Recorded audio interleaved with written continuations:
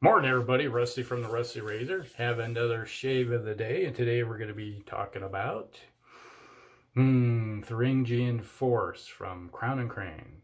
Another sample I have. It's a really wonderful scent. You get a lot of wood pine scent coming across, probably juniper and with a bit of citrus across the top. Just a hint of citrus. Then you get a lot of force-like scent coming across. Maybe a little bit of other hardwood, maybe. Yeah, like maybe a oak or a maple, maybe. I have to take a look at their profile, but I think it's like might be oak. Kind of smells like oak, and it's really good when you lather it up.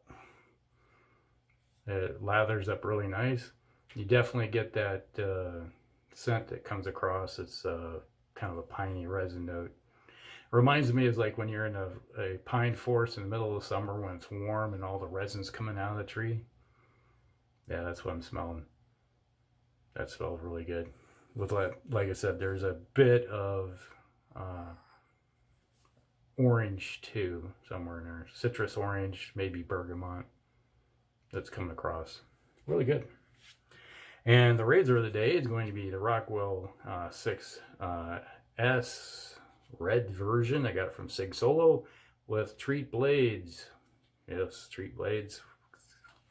This is on the 3-plate for it. So we'll just see how it works out. All right, hope everybody's enjoying their day. It's a busy day for me. I got all kinds of things to do, but taking time to make a shave to, well, enjoy your day. The Crowne and Crane soaps are, if you're not familiar with them, they are similar in quality as Sterling. Wow, you really smell that now. Definitely getting that resiny pine note with definitely, it was like orange. It's right now I got a orange tree in the back room blooming, and it smells like that. I'm getting that flower, orange flower scent. I don't know if you've ever been in an orange grove when it blooms. It's like, whoa, it's really sweet smelling. I'm getting kind of that vibe coming across all of a sudden. It's popping in. Smells good. All right, first time use of these Treet blades.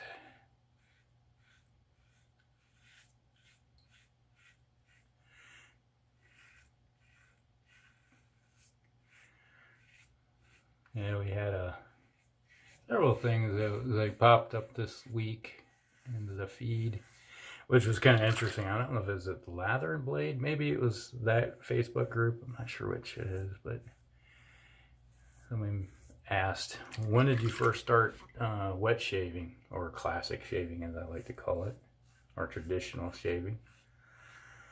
And most individuals I see on there, I'd say 90+% of them, all started within the last 5 years, or in the last decade, just put it that way. And there's a handful of individuals that started before me,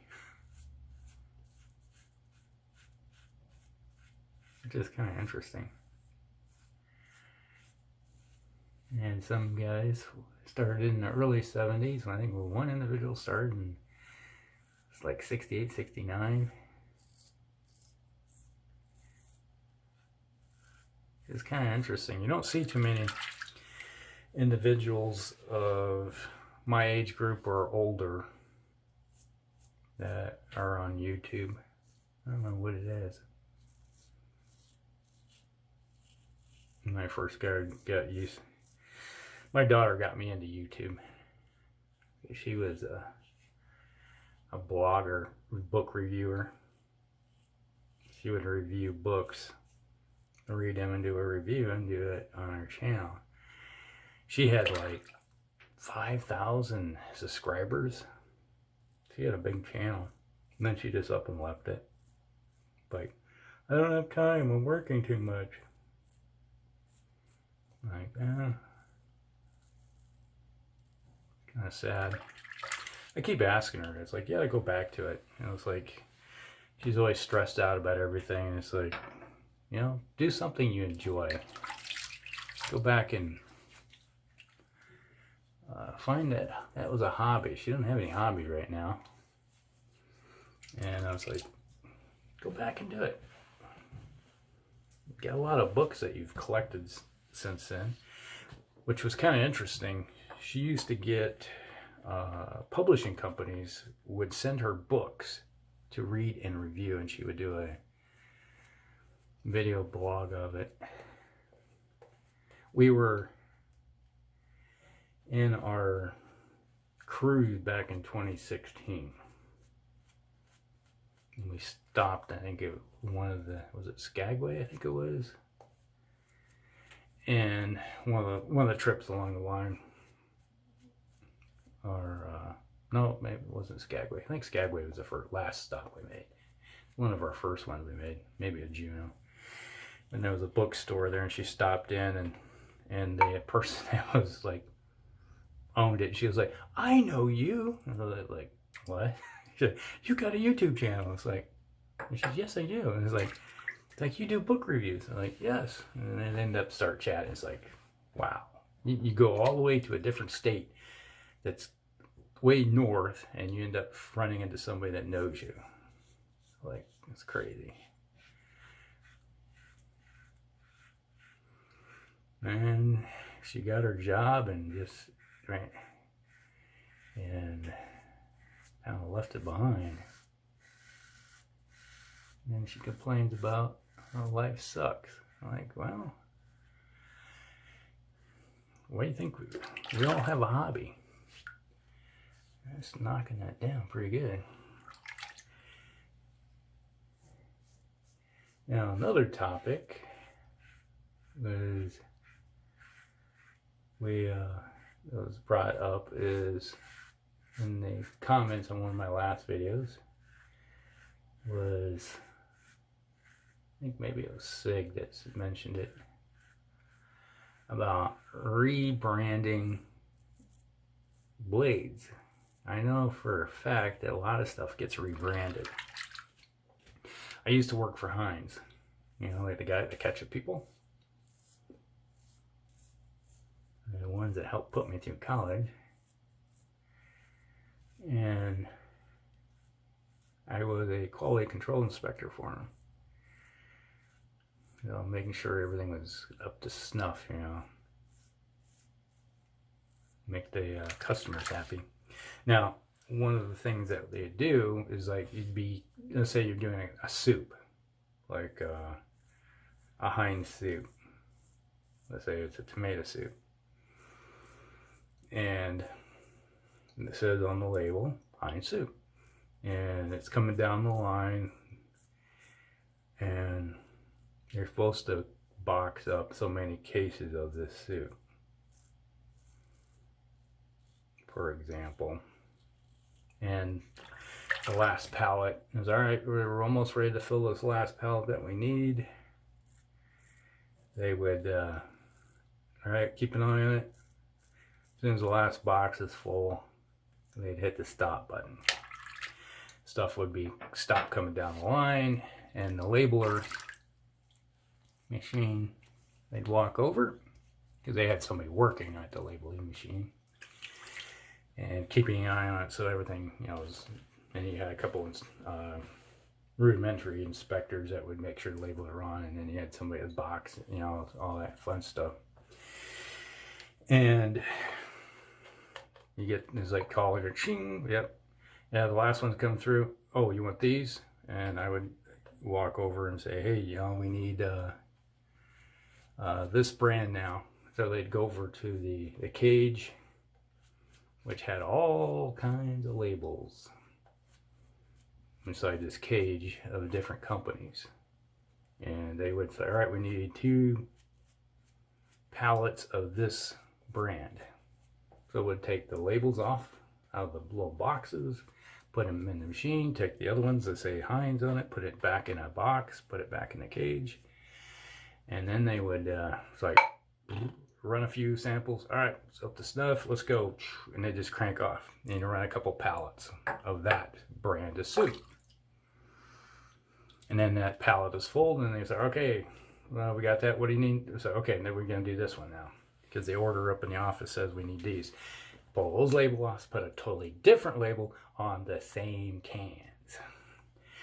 You would run 5, 6, 7, 8 different kinds of soup, tomato soup, with different labels, all rebranded. And people don't realize it. You can go into a store, and I've seen this myself. It's like, all right, you got the top shelf, which is eye level. Now, the consumer is seeing eye level. Psychologically, people think if it's eye level or so, that's the quality stuff. And then it progressively at the bottom shelf is obviously the low quality stuff. You don't want to spend a lot of money on that because it's low quality, right? The whole from top to the bottom shelf is all the same thing. And they'll get you coming and going. You got the people that were willing to spend a lot of money on something for the name brand, and then you got these individuals that are looking for a deal, are hitting the bottom shelf, and the company is getting them all. Like, yup.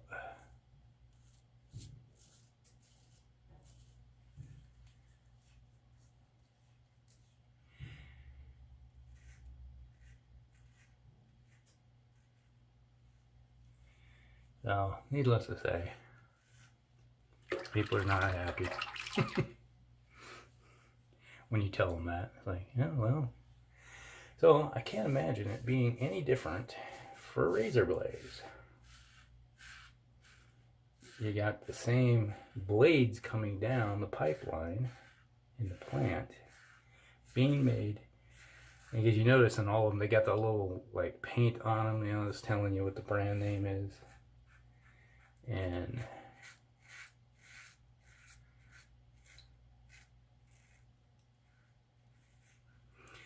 they I can't imagine it being any different. It's like, all right, input the new label into the, you know, push a button, and it's the little digital machine will scan out the different name on the little blade, and it's being punched out, and you change the little boxing that's coming out. So they'll get several different blades coming out of the same plant. You can't tell me it's not happening.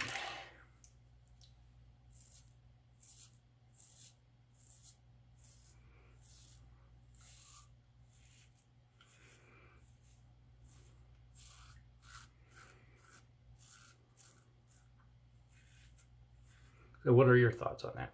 Is it happening?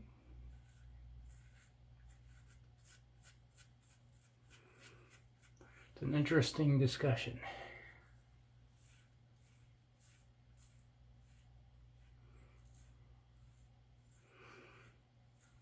You'll have many different kinds of blades out there, and some just seem to be very similar or just like equal in quality.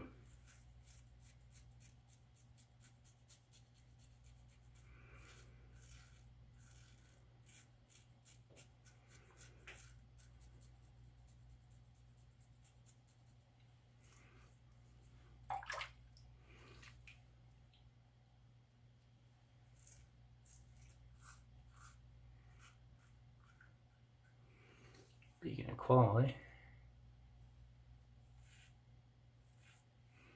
getting that pretty quality shave here. This Rockwell razor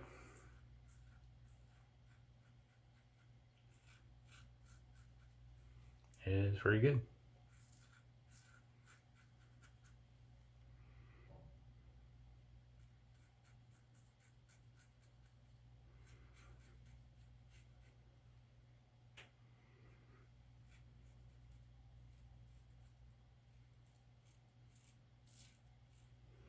All right.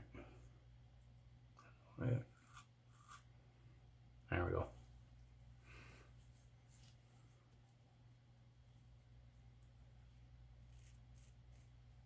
There we go. Got it.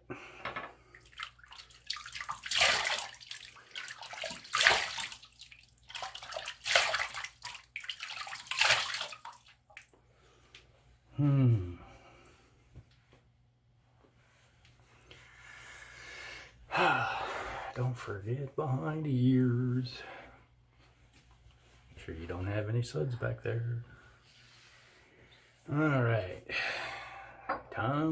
Well, since we have some citrus and cedar-like notes, woody notes. Come on, there we go. A little bit off. Old Spice. A little bit of stain right there. Otherwise, it's a nice, easy shave. The way I likes it. Okay. That was Old Spice. Original. Don't use it very often. Kind of expensive, but smells good. Man, that is really good. I really love Old Spice. It's like it's a scent that's just timeless to me because I've been around since dirt time, right? Alright, so that is the shave of the day. Thuringian Forest from Crowne and Crane. If you like a little top note of citrus with a little bit of maybe cedar, juniper, I think it's oak. Scent coming across. There's a little bit of orange that you get across it also. That just pops in there. It's just a wonderful scent, man. It just smells really good. Be really nice to have this as a after splash, you know, instead of a balm, but an aftershave. But good. Then we have the Rockwell 6S in red with Treet blades. These are what, the stainless, I think, steel. Yeah, there we go. Treet blades worked really good. Good combination. Got the job done. I am happy. That's all that matters, right? Alright, that's the shave of the day. Hope you guys like it. Like and subscribe. And to all the new subscribers I've got in the last week, thank you very much. I appreciate you all stopping in and sticking around. Alright, we'll see you next one. Rusty out.